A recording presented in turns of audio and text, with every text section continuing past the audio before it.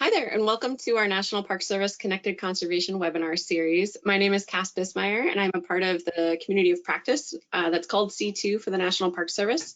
Our group works on projects and efforts that work beyond park boundaries, and our webinar series here is intended to showcase best practices or tools that enable parks and programs to do just that, working across park boundaries. We're really excited to be ending our 2020 series with a trip to Costa Rica today. So we'll introduce our speaker in just a minute. I am going to just show you quickly a couple of websites that I also plugged a link into the chat for you to check out. On your screen now, you should see the NPS Connected Conservation Toolkit. This is an internal site to the Department of Interior. On here, you'll find a whole suite of resources, whether it's looking for success stories, our webinar series, information about laws and policies that enable us to do this type of work, additional resources, and then a little more about our community. You can also sign up for our newsletter, which we send out about twice a month or so, highlighting our forthcoming webinars. And then you can also tune in to some active news of what's happening across the country. On the bottom of our page here, you can also see the forthcoming webinars. So you can see this is our last one in 2020. And then as we get into 2021, we're going to be kicking off the year with a 6-part series focused on seascape conservation. So think water. So you can see a few that are already plugged in here, and we'll be rolling out the rest of those webinars soon. In addition to that, if you're not on the Department of Interior network, you can learn more about connected conservation on our nps.gov site. So you can see it's just nps.gov/conservation. Similarly, you can learn about projects in progress, success stories, webinar series, how to get involved, and what we do as a community. The Get Involved page is pretty interactive, so you can tune in and check out different ways that you can be a part of connected conservation in your own communities as well as within your parks. Both of our sites for our webinars, we have all of the past recordings as well as the opportunity to register for future webinars. So you'll see them divided up by theme on, again, both of the pages. Okay, so with that said, I'm going to turn it over to John to do a little introduction of our guest speaker today. And again, thank you so much for joining us. Great, thanks Cass, and hello everybody. Again, this is John Putnam. I'm with the National Park Service's Office of International Affairs, and also I've been for many years a very active and enthusiastic participant and supporter of the C2 community here. I think it's really important to have an international, I guess, perspective for at least a couple of reasons. One, to remind folks that our connections between the national park system go way beyond just the immediate gateway communities, and in many cases they're hundreds or thousands of miles apart. Places like Costa Rica, which helps us take care of a shared migratory bird species, protecting their entire full life cycle. But also because there are a lot of really interesting examples of landscape scale conservation, seascape scale conservation in many other countries that we in the U.S. can learn from. And so today we're going to hear, we're going to sort of touch on both of those reasons for being interested in international conservation. We're going to hear from our colleague from Costa Rica, Guido Saborio, who currently leads Costa Rica's National Program of Ecological Monitoring for CNAC, which is their agency which manages all of Costa Rica's protected areas. I first met or knew of Guido more than a decade or so ago when we both helped start one of the more successful and active sister park partnerships between the U.S. and Costa Rica. Several NPS units in the upper Midwest, along with the Costa region of Costa Rica, signed a partnership and have been very active. You'll hear more about that in Guido's presentation. And he has become really a key facilitator in the relationship between the Park Service in the U.S. And Costa Rica's conservation and protected area community over the years. But even prior to that, the Park Service, the U.S. and Costa Rica have a very long history of cooperation going back more than 50 years. Hopefully some of you know the names Alvaro Ugalde and Mario Bosa. From a Park Service perspective, they're kind of the Stephen Mather and Horace Albright of Costa Rica. Helped start their park system. They got some of their initial training here with the Park Service at Grand Canyon and elsewhere, and stayed in very close touch with the Park Service over the years, working as well with the Peace Corps volunteers in Costa Rica. And now, of course, Costa Rica has become a real leader in the protected area and conservation community, not just in Latin America, but really globally. And the Park Service, some of what we think of as our more successful programs, are really borrowed from Costa Rica, including the all taxa biological inventory, which now, of course, has become a very big thing at Great Smoky Mountains. That idea was, let's say, borrowed from Costa Rica about 20 or so years ago. And there are many other examples like that. Again, it gives me a great honor and privilege to be able to introduce today's speaker, Guido. And with no further ado, Guido, please take it away. Thank you so much, Jonathan and Cass. And well, it is an honor for me to be here with you and to be able to share some of the work that we have been doing. Cass, can you please confirm that you are seeing my screen, my presentation?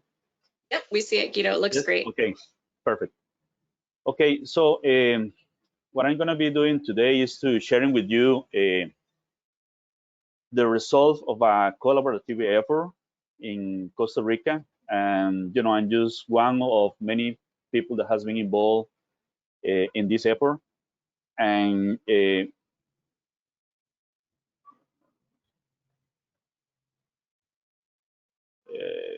Cass, can you confirm? I think that something happened with the screen sharing. Let's see. I can still see your screen, but your video disappeared. There you are. Okay, but you can still see my screen? Okay. I can see your screen. It looks good. Yep. Okay, perfect. Thank you. So as I was saying, what I'm going to be, the information that I'm going to be sharing with you is the result of a collaborative effort. To give you some context, well, Costa Rica is a small country in Central America. It is well known because of the biodiversity that we hold, and it is well known also because it has become an important tourist destination for all around the world, but for the United States in particular. And it's just because we are so small that you can visit so many different ecosystems or different sites in a really small time. Also because we have no army, and in Central America we are, we are a really a very stable country, at least we have been in the last years. And it is also well known because of the effort that we have been doing in conservation. So there is something that some people call the environmental social pact. Around in the latest 60s or the beginning of the 70s, Costa Rica started changing the way that we were managing our natural resources and the way that we were envisioning the future of Costa Rica. And we changed to a more sustainable economic system. And then is how we move to, from coffee, bananas being the most important economic source of income to now when we have the sustainable tourism as the most important economic activity. And that's not the only, of the results that we are having of this social environmental pact it's a combination of different factors. And because of that is that we were able to see an important forest cover, in our country, going to 26% in the 80s to now that we're around 50 plus% of forest cover in our country. Part of that efforts is the effort that we are doing creating protected areas. So we have a Minister of Environment, and then we have within the Minister of Environment something that we call the National System of Conservation Areas. In the 70s, we actually have a National Park Service, a Wildlife Service, and a Forestry Service, pretty much the same system that you have in the United States.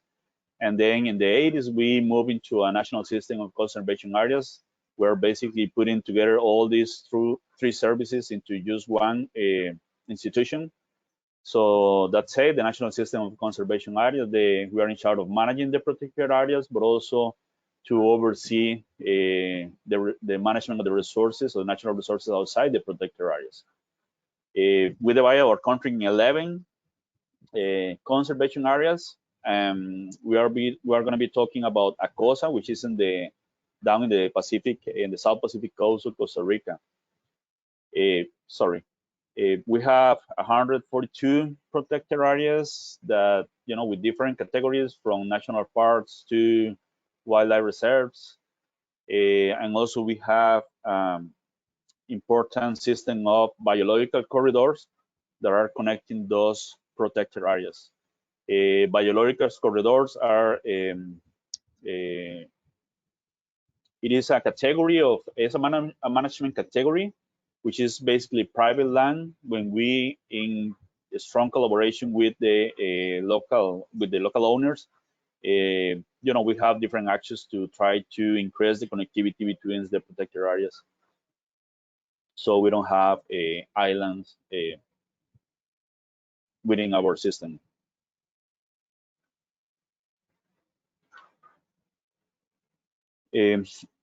So the information that I'm going to be sharing with you is in the South Pacific coast of Costa Rica, in the Costa region, Costa Conservation Area. When we have a system of protected areas and biological corridors, we mainly focus into Corcovado National Park and Piedras Blancas National Park. And today I'm going to be sharing with you especially some information, or more detailed information, about Corcovado National Park. But also we have been part of some collaborative efforts that include some other protected areas, as the Golfo Dulce Forest Reserve and the Parque Internacional La Amistad. This is a matrix of forests, farmlands, urbanization. If you think in the Osa Peninsula, this peninsula in here is probably covered by more than 50% by forest. But then when you go outside the peninsula and you move up into the mountains, to the international Parque Internacional Amistad, the landscape is really different and is really fragmented. So the connectivity between Corcovado National Park and La Amistad is really important and is key for the conservation of the species that are in Corcovado National Park. So about our work in Corcovado National Park, this has been a really interesting collaborative project. The main partner is Northland College, Professor Eric Olson. Northland College is up in Ashland, Wisconsin. And this is a collaboration that, as a result of the sister park agreement that Jonathan was mentioned at the beginning of this presentation. And we have been working since 2015. And, it's a collaboration that is just, getting strong to the years. And now, because that collaboration is becoming the Jaguars project, which is this collaboration between SINAC and Northland College. I want to recognize all the people that has been part of this project, in particular in Corcovado National Park. You can see Eric Olson in the top right. And we have some Eric Olson students coming down here that they have been really important in the collecting information. We have volunteers involved, but I want to mention also this person here. I hope that you can see my mouse. If not, in the top left hand of your screen, you can see a park ranger with a mug of coffee in his hand. That is Alejandro Sofeifa. He's being a key person in all this project in Corcovado. Basically, without his leadership, this project will be possible. I also want to mention Eric Olson students who started the project, and it was really key into the beginning of this process. Corcovado, it was created in 1975. It's a young park in terms of conservation, and it was created to protect a really important part of a tropical rainforest in the lowlands of the Osa Peninsula. It is well known internationally because of its biodiversity. Its biodiversity. Sorry, it is an important, or it is a site when sightings of tapirs and some other mammals are really common. And we have a lot of visitors coming into the park, of course, in the normal time before COVID. It is a park that has been having a lot of threats at most of the park, and hunting, poaching is the most important threat for this park. So how we are being collecting information. So we have been working with medium and large mammals, terrestrial mammals, and some land birds too. And basically, we have been using camera traps and tracks as a way to record the presence of different species in the park. So we have a grid in the park when we set up a camera traps, and we have a series of trails that we monitor every month, and we gather all that information and allow us to to see how mammals are doing within the park.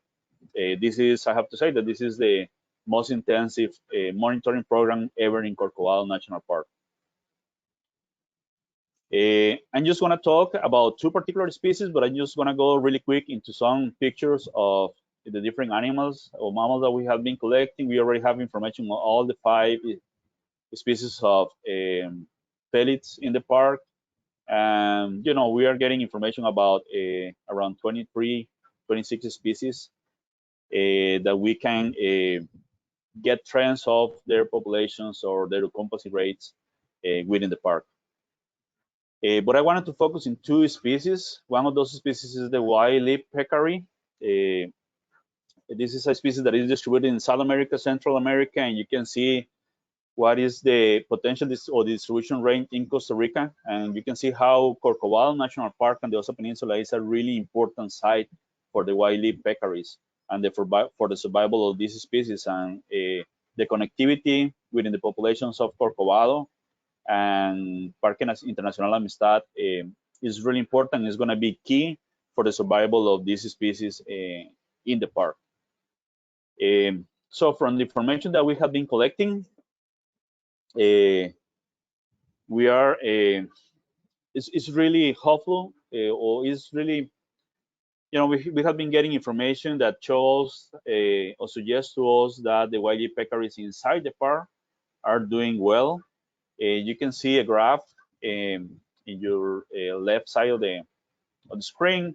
When we have the different years, this data comes from track surveys from 2013 to 2019, and what I'm showing here is the average of the abundance of tracks per kilometer, and with the standard error. And you can see that basically our the abundance index is really stable, except for 2016 when we have 17, sorry, when we have an important increase. That was a year when we have the precipitation in the park decreased really importantly, and then we have some of the groups moving more into the trails that we are monitoring, and that's probably the reason why we have that peak of information in 2017. In the right side, right hand of the screen, you can see a map. So I'm going to try to explain what the maps means. You can see that there are different squares in there. That's our 4x4 kilometer grids. That's our unit samples. And so the ones that are highlighted are the ones when we have been setting up camera traps to this year. And the ones in purple is the ones where we have been able to detect wildlife peccaries. So as you can see, we have colored peccaries pretty much all covering all the park, and we know also that they go outside the park. We are getting really interesting information, not only because from the abundance index or for the camera trap detection rate, but also because from the cameras we are able to see that they are reproducing really well, that we have bit airs, that they are moving in the park. We have been able to detect also different groups within the park, and the dynamics that they have. And our results suggest right now that we have stable populations within the park. That said, that doesn't mean that we don't need to be careful about poaching inside the park, because we are still recording, sadly, poaching of wildlife peccaries inside Corcovado National Park and outside the park. The other species that I want to focus is the jaguar. It is but it's the big predator that we have in Costa Rica, and I think that is pretty obvious that it is really important to understand what is the status of the jaguar in Corcovado and Costa Rica in general. Also, jaguars, they prey on wildlife peccaries. So having information about these two species help us understand what is the dynamic in the park. Jaguars are in South America, Central America, going all the way to Mexico, and I guess that there is a report of the south border in the United States. And in Costa Rica, they are distributing in covering a lot of the country, but that doesn't mean that they are actually using all that area that is shown in this map. Okay, from the jaguars, is basically the same idea of the information that I just showed you for the wildlife peccaries. So from track surveys, we have been seeing a slightly increase from 2013, when the abundance index of tracks in the trails was really low, and that has been an important increment through the years. And as you can see in the graph, in the figure, is being really stable.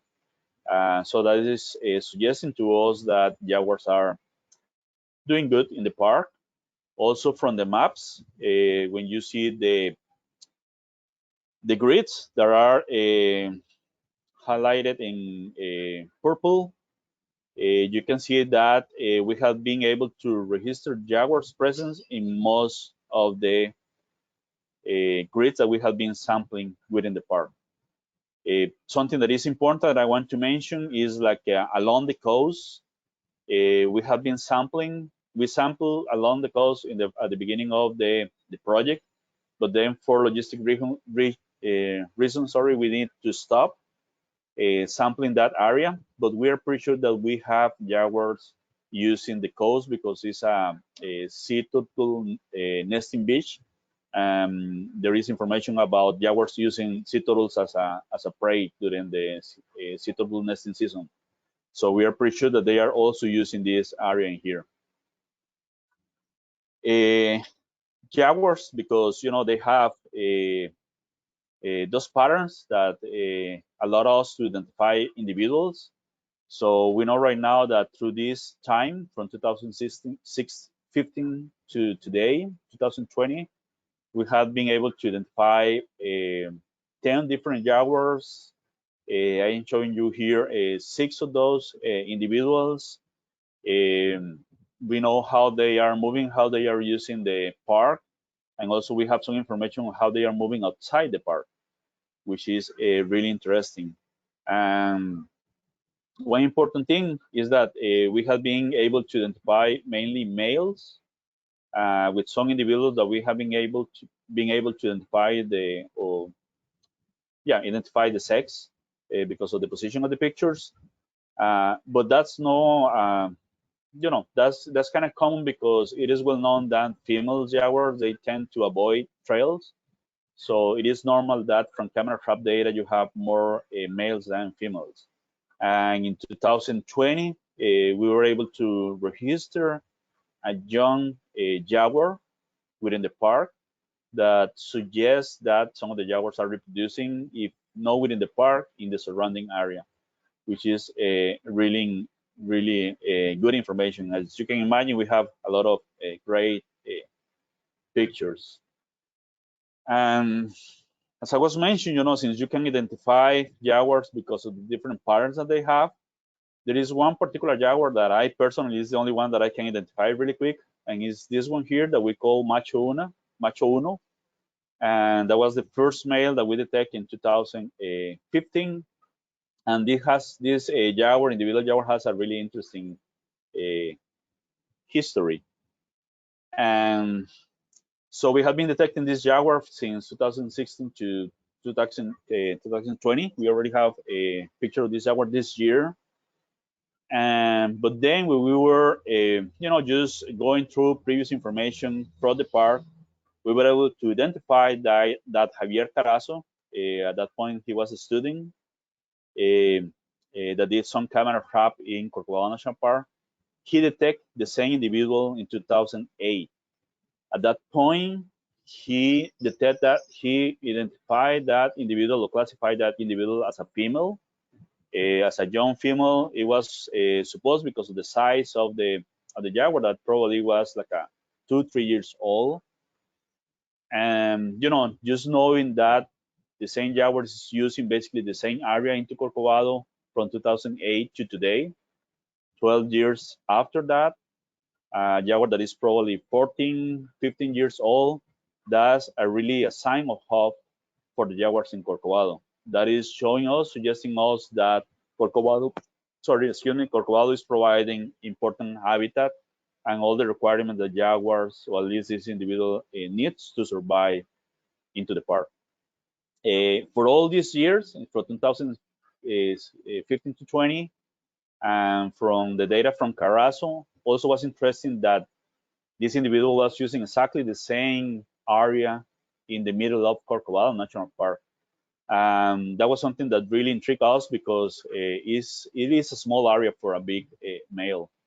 And the last year, a student from the University of Costa Rica, Raquel Bong, she has the first record of macho outside the park, which is also a great hope, sign of hope for this individual, all the other jaguars in Dosa Peninsula, meaning that they can actually move outside the park and use different areas. And that's something that we know for some other collaboration that we have been doing with some other researchers, when we have been able to identify some of the movements of the jaguars outside the park. Okay, just moving into Piedra Blanca National Park, which is another of our working sites. We have also been doing monitoring from 2016. And in this park, that's a smaller park. It is a newer park, and there is basically no information of mammal of actually biodiversity for this park. No one in the past has been doing any monitoring in the park, so our information is very, very important. But also the position that the park has within this matrix of national parks and biological corridors is key for the connectivity between Corcovado and Parque Nacional Amistad. And from this monitoring, I just want to mention that we have been able to basically identify all the same species in Corcovado, but jaguars and wildlife peccaries. We didn't have any record of tapirs, which is another species that is really common within Corcovado National Park, from our camera traps. But this year we have some records of tracks of tapirs around Piedra Blanca National Park. So that's a sign that probably some individuals are moving or colonizing outside Corcovado National Park, or migrating outside the park.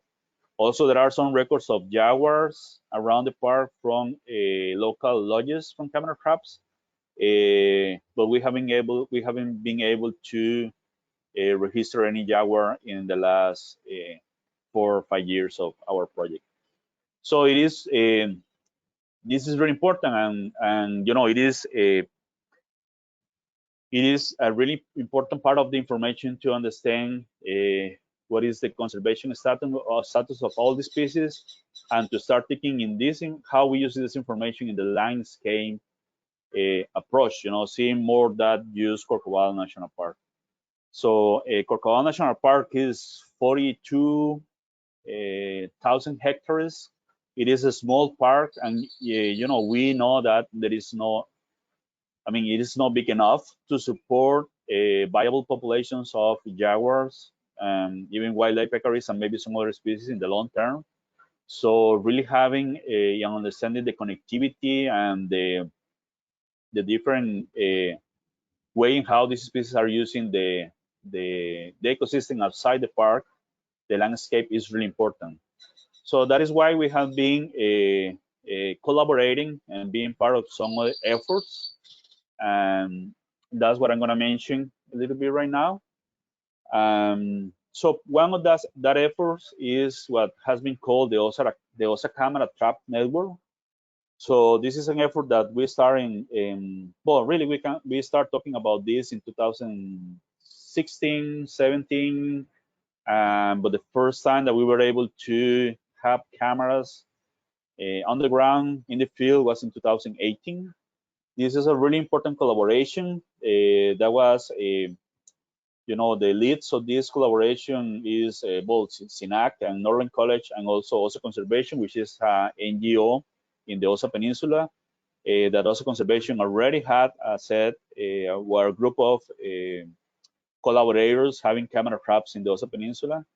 And we were able to have together or to convince more than 20 different institutions, persons, students, universities, even lodges or private owners to get involved into this effort.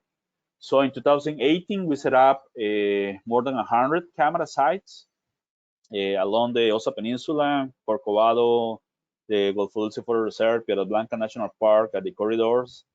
We set up those cameras for around 2 months in the dry season. We get more than 13,000 independent detection of 26 species.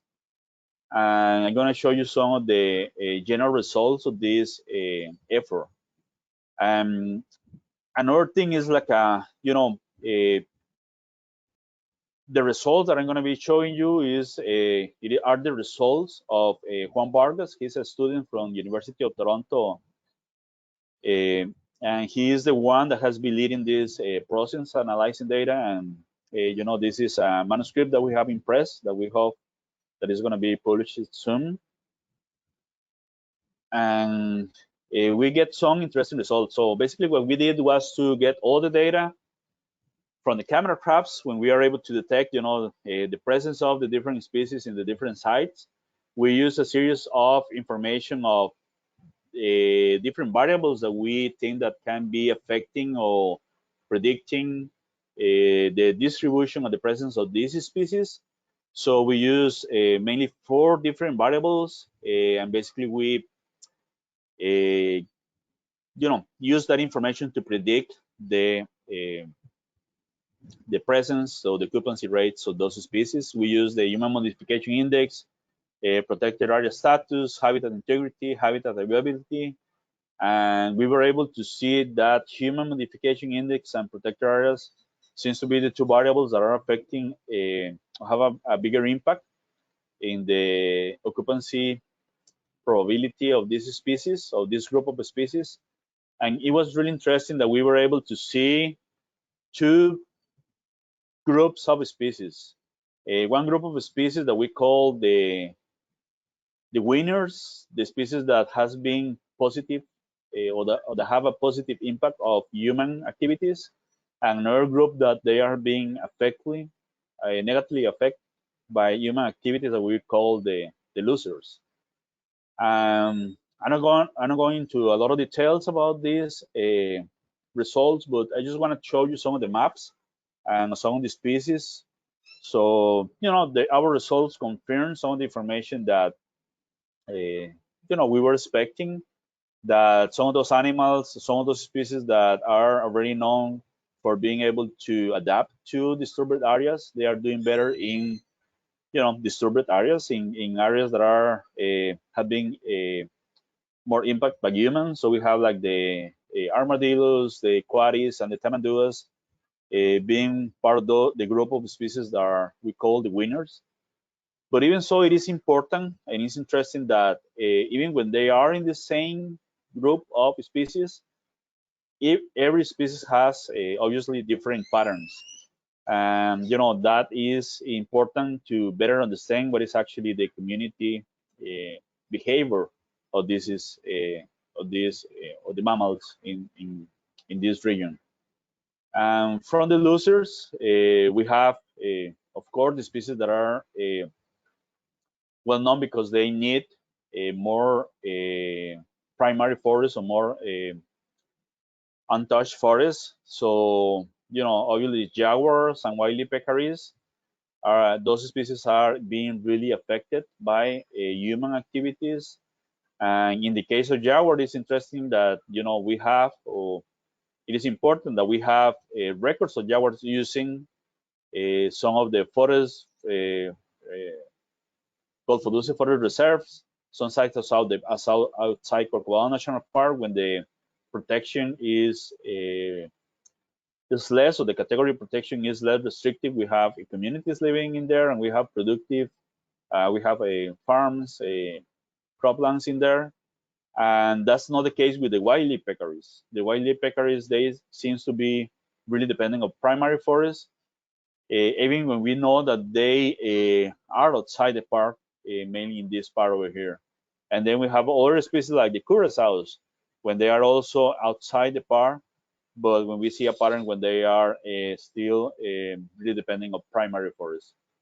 So from the landscape point of view, this starts showing us some important patterns. And when you see the maps of a lot of the losers or the species that are being negatively affected by human activities, you can see a bottleneck. You can see a place in the peninsula that is this area here. It is like the smaller part in the peninsula. When actually the species have been having, a lot of the species have been having a problem crossing that point. And we know that that's because part of the fragmentation of the habitat in that particular area. And so we better understand now that we need to put more effort into the conservation of that particular area.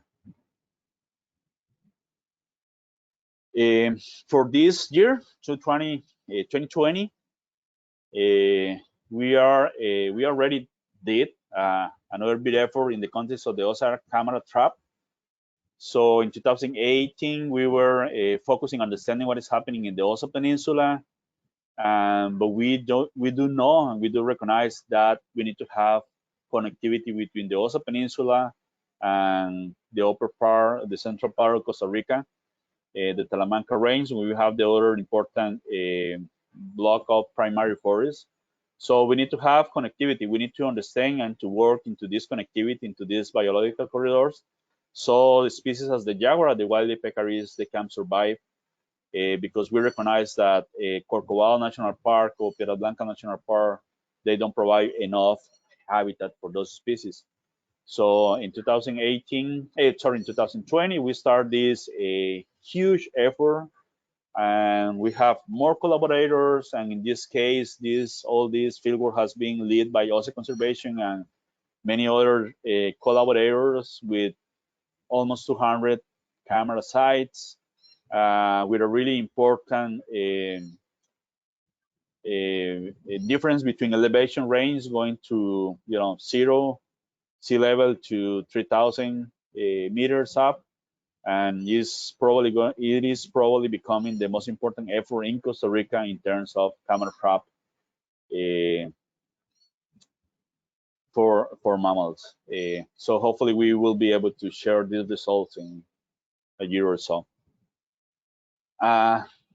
So in here, I'm trying to show you how we are moving to seeing what is happening in a protected area, in a particular protected area, and considering what is the landscape that is surrounding the area. But then, of course, we need to see the big picture and what is happening into a national level. And we know, again, that for jaguars or even wildlife peccaries, we need to be sure what is the context in a national level, because those animals, they need a lot of habitat. And we know that jaguars, they can move, they can basically travel a lot, and they can cover a lot of distance. So in 2018, we were part also of another effort, really important collaborative effort in a national level. And this is also the first time ever that we were able to assess the status of the jaguar in Costa Rica using camera trap data from many different projects.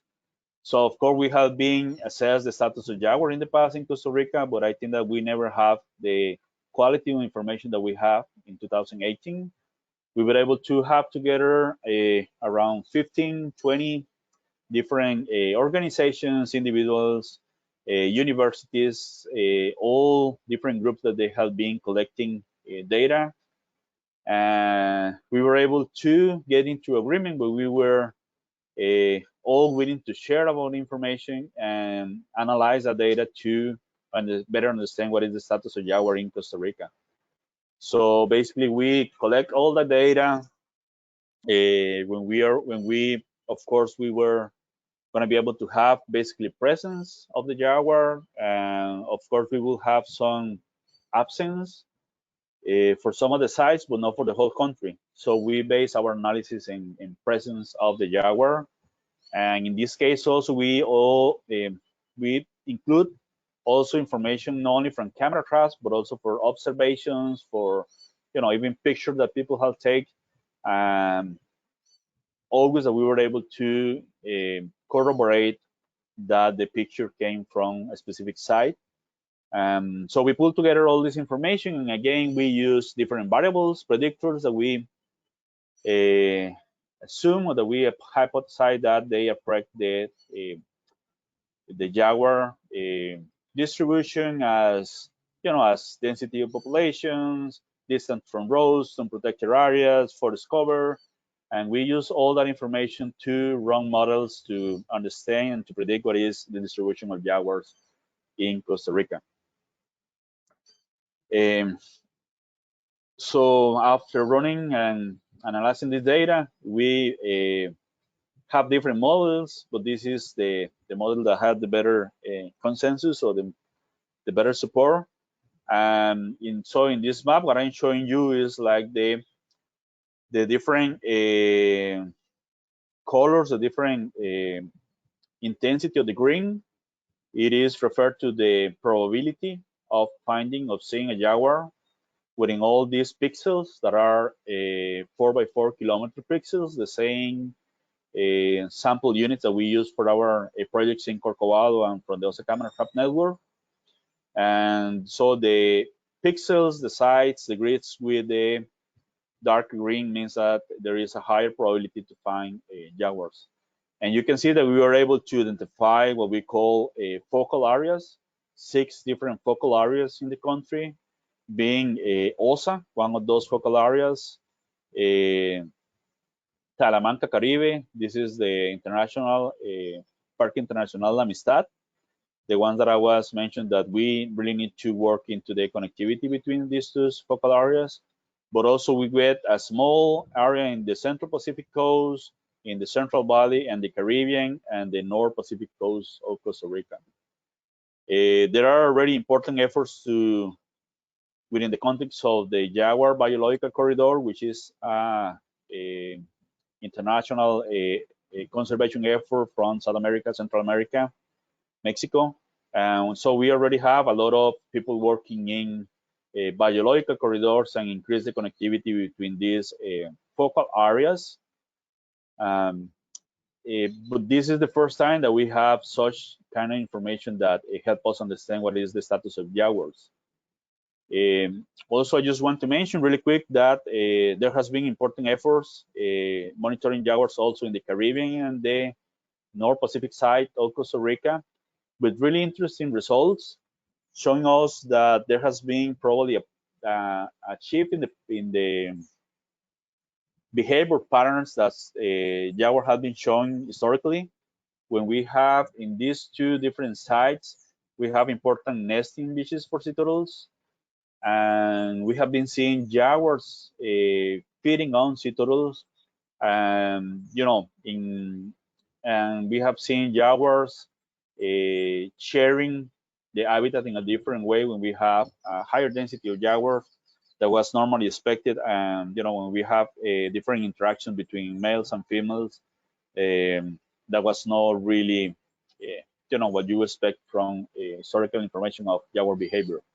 So it's been interesting that seeing how we have been able to, as a country, provide interesting or more detailed information about the Jaguar status in Costa Rica. As part of the, the national program of ecological monitoring, This is well, a national monitoring program. This last collaborative effort, the assessment of the status of Jaguar in Costa Rica, is kind of the effort that we are aiming to in this program. And basically, we are working in different levels from protected areas when we are defining monitoring protocols, and we are, having a more specific program to collect data. But we are aiming into a program that is actually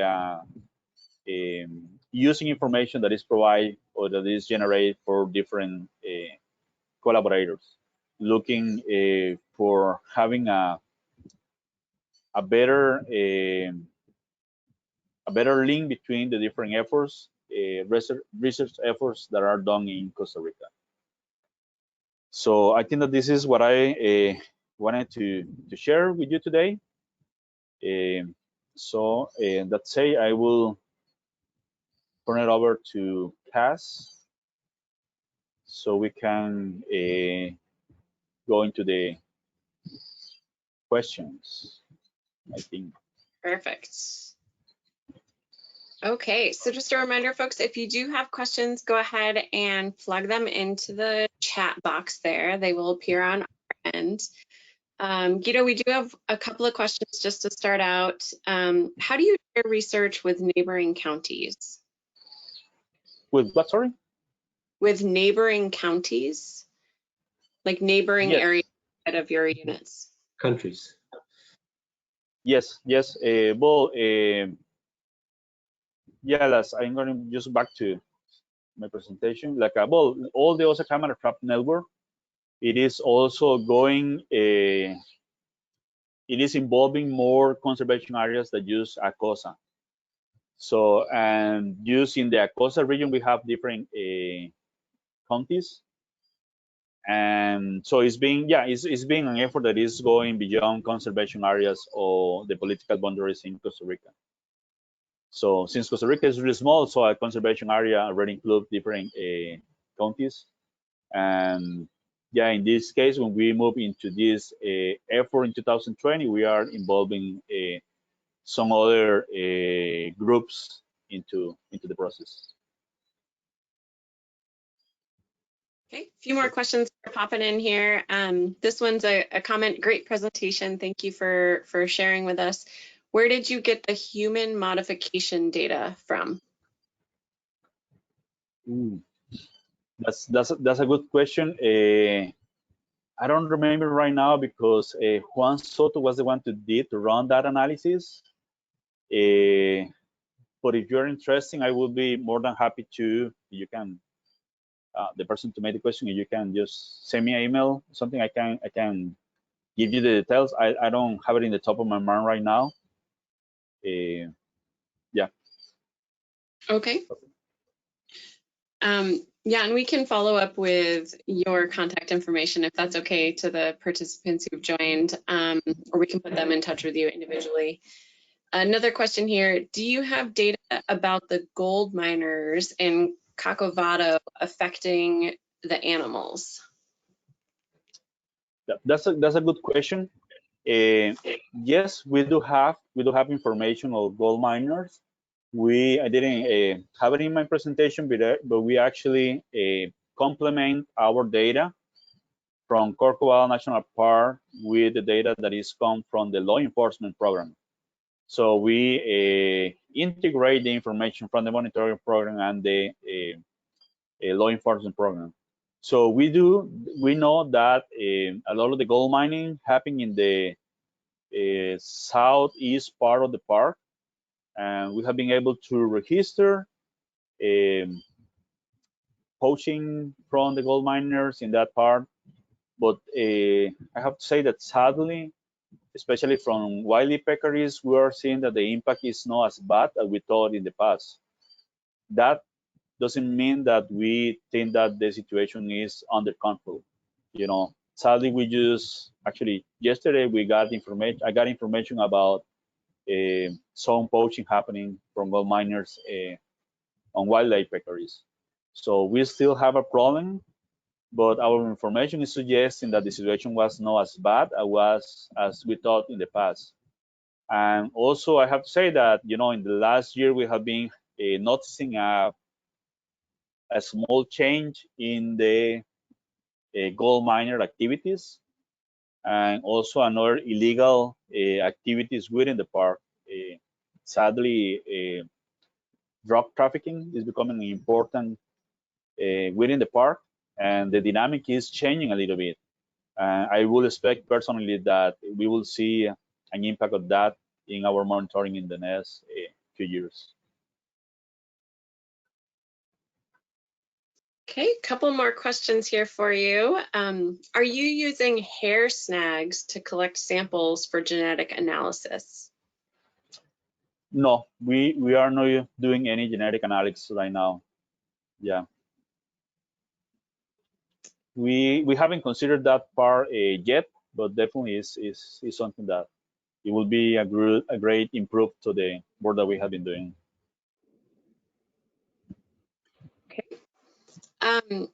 Another somewhat of a question, I think, or more of a comment rather. Thank you for your talk and for your efforts. I'd be curious to know about the formal and informal metrics for success that your programs track and how they have evolved over time. Okay, well, for what I would call the formal metrics for the success, what we are basically using is the abundance index and the occupancy rates for the species within the park, and that's kind of more the how to put it, the scientific information, but also like having monitoring programs within the park and how those programs have been implementing is another information that we incorporate into the analysis of the effectiveness of our protected areas. So we have been considering this collaborative effort as an important improvement of monitoring within Corcovado and within Piedras Blancas National Park. So what I'm trying to say is when we evaluate, assess the effectiveness, the success of the protected areas, the management in the protected areas, we include that information as a part of the activities, and has been important improving in the last, well, for the time of the duration of this project.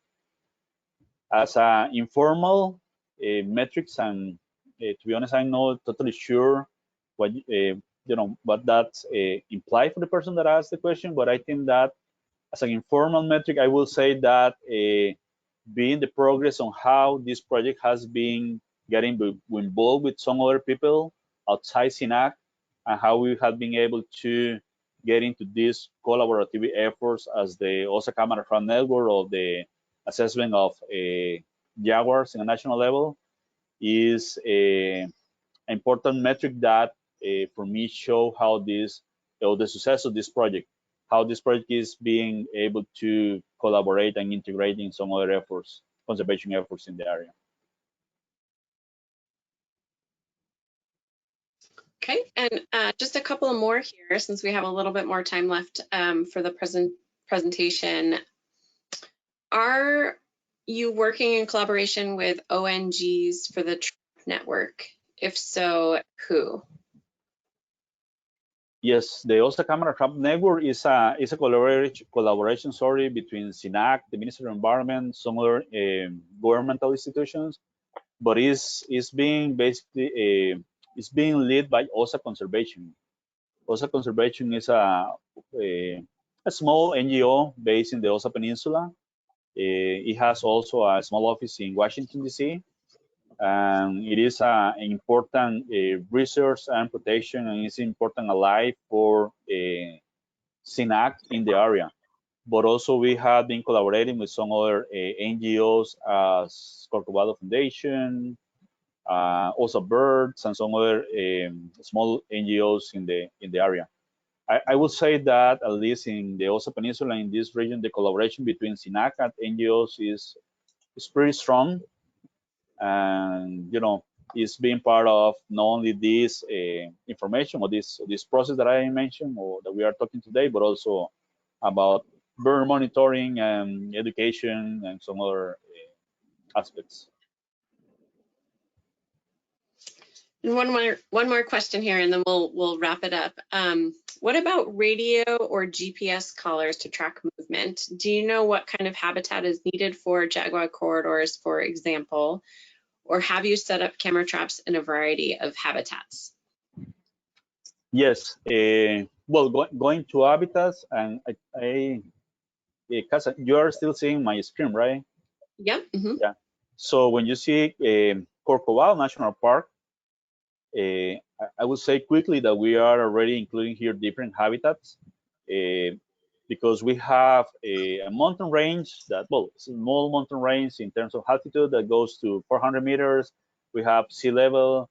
We have I don't know, swampy areas. We have more mountainous areas. We have the coast.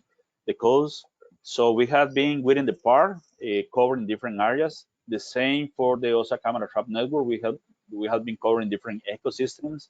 So for the wild lips in particular, we are just confirming some previous information that they spend a lot of time in the wetlands in the dry season because of the different resources that those swampy areas wetland provide for these species, especially for some palms that are producing a lot of fruits.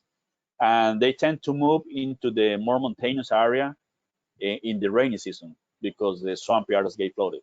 So we are already understanding that, movement, that pattern, how they are using the different habitats. For wild lips in particular, it's not that clear what is happening outside the park, but we have information how they move outside the park during the rainy season.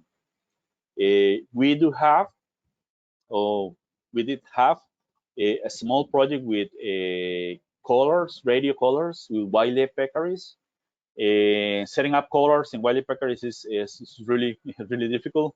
It's a lot of work. We were able to set up 3 collars or collars in 3 different individuals, and the ones that we were able to set up collars within the park.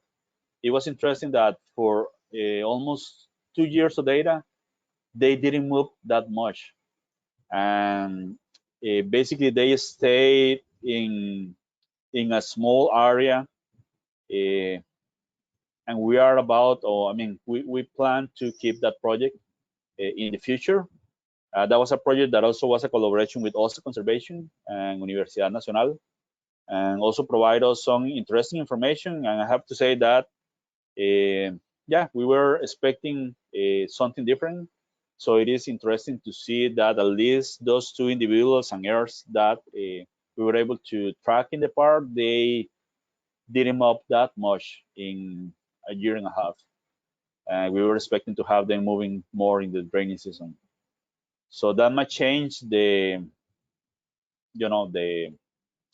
how we were thinking that they move or that they use the park.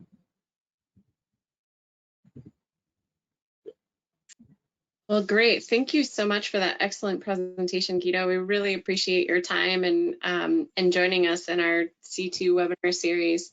And what a way to conclude our series for this year.